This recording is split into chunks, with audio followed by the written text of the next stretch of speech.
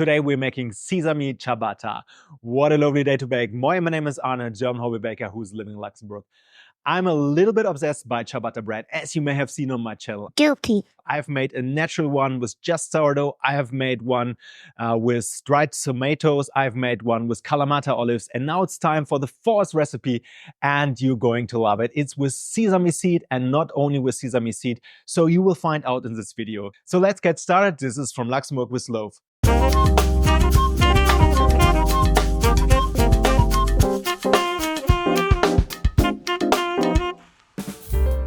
We start the evening before we want to bake with creating our levain. I have discarded some sourdough, so 10 grams is left in my glass, and I'm adding 100 grams of water as well as 100 grams of flour. I'm here using my rye sourdough starter, so also the flour here is rye flour, but it also works with the wheat starter. I'm taking a rubber band to mark the height, and this can be left on the countertop overnight at room temperature. The next day it's time to prepare our main dough. Therefore, the sourdough has been risen nicely overnight. We need 24 grams of salt, 1 kilograms of all-purpose flour, 800 grams of water, and as well as 100 grams of sesame and 100 grams of water, which I show you later what to do with it. We first add parts of the water, so I would say maybe 600 grams of it into a mixer, and then we add the complete flour, as well as the sourdough starter.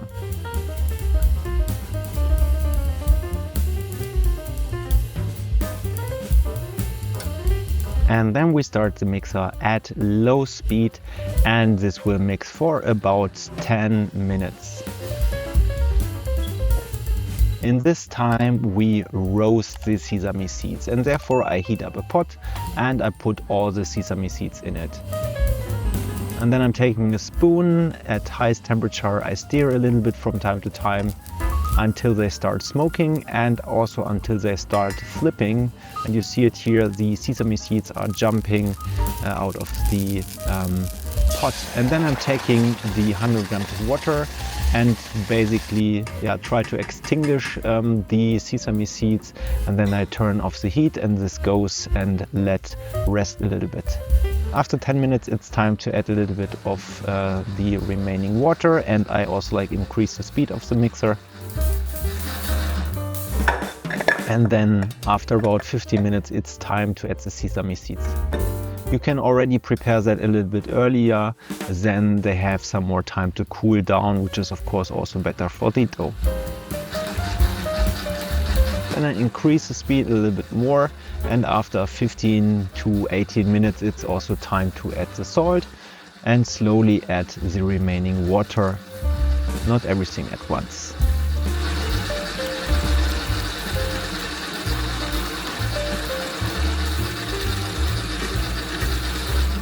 After 20 to 22 minutes, the dough should be nicely kneaded, and we can do a window pane test and check if the gluten development has been finished. That looked already okayish. Maybe I should have left it a minute or two longer. As you see here, the dough is still a little bit too sticky.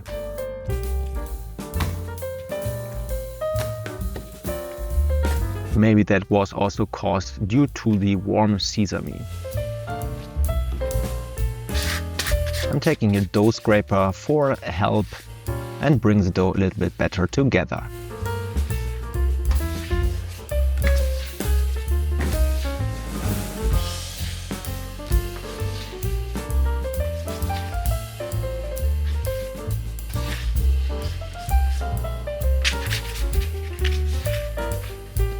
And then we take the dough and transfer it into a plastic box. I have used some sunflower oil to prevent the dough from sticking. And then after 30 minutes of rest, it's time to wetten our hands, and we do a first set of coil folds. Therefore we pull the dough up and fold it over, and then we rotate the plastic box. Pull the dough up and fold it over, and you rotate the bowl another time. Oh my god, what is this? Yeah, I guess making bread is not safe for work. Then we cover the dough again and wait another 30 minutes, and it's time to do a second set of coil folds. Always wetten your hands, then you prevent the dough from sticking to it.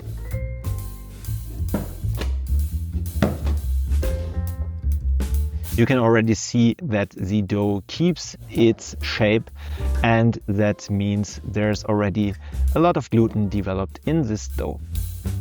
After 30 minutes, we do a third set of coil folds, so wetten your hand again and pull the dough up and fold it over.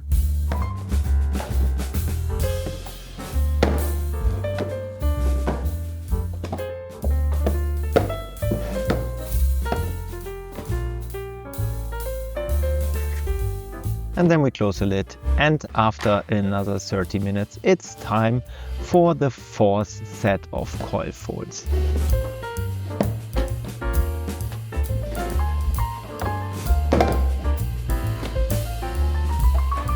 We cover the dough once again, and this time it will rest for about 3 to 5 hours, depending a little bit on the temperature of your room and your sourdough starter, of course.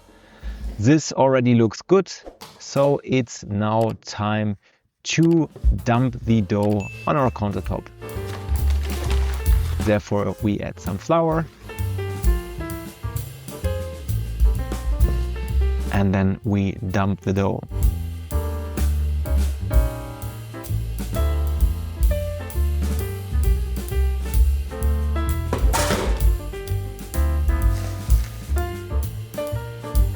And then we sprinkle a little bit of flour on the dough surface as well.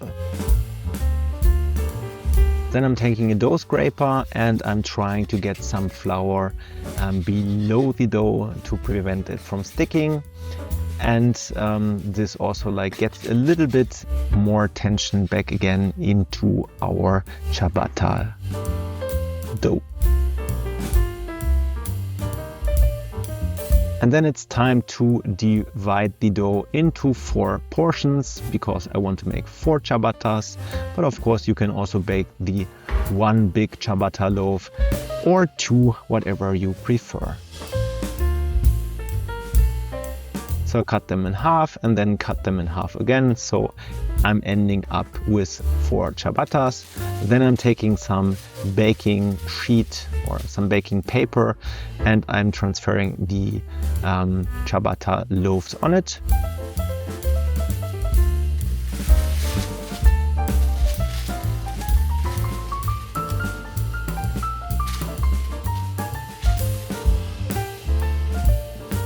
The advantage, of course, if I'm transferring them via parchment paper, it's a little bit easier for the transfer onto a pizza steel or pizza stone.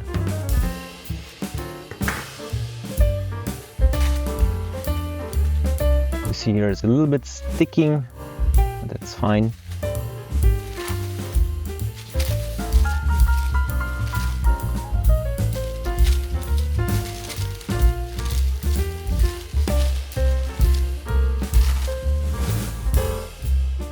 Then I'm taking a water bottle and I'm spraying some water on the ciabatta loaves, because I also want to add some sesame seeds on top.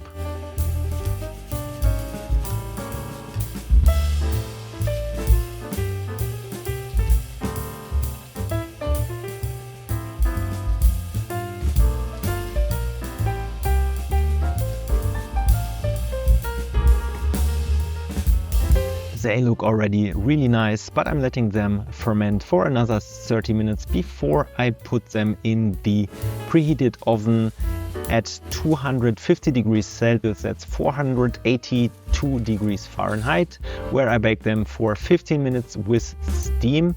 And then after this time, I remove the steam and bake them for another 10 minutes at 220 degrees Celsius, that's 428 degrees Fahrenheit, until they come out very nicely colored.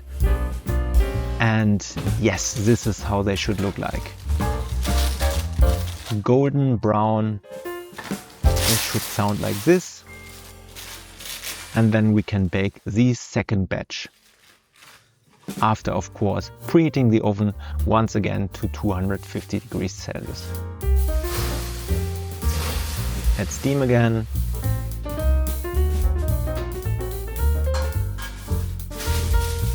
And then after the baking time, they can also cool down a little bit.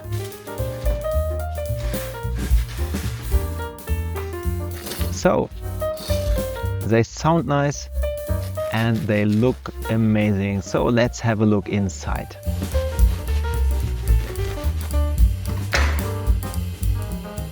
Wow, super nice open crumb. This is how they should look like. Really nice. You see the little sesame seeds inside of the dough and they look really beautiful. Such a delicious bread. Have fun when you bake that. Bon appetit.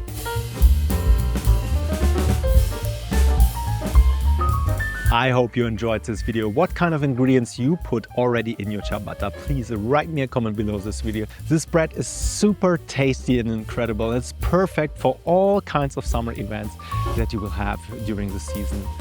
So if you want to support me and my channel, please like this video, subscribe to my channel and turn on notifications so you don't miss my next videos.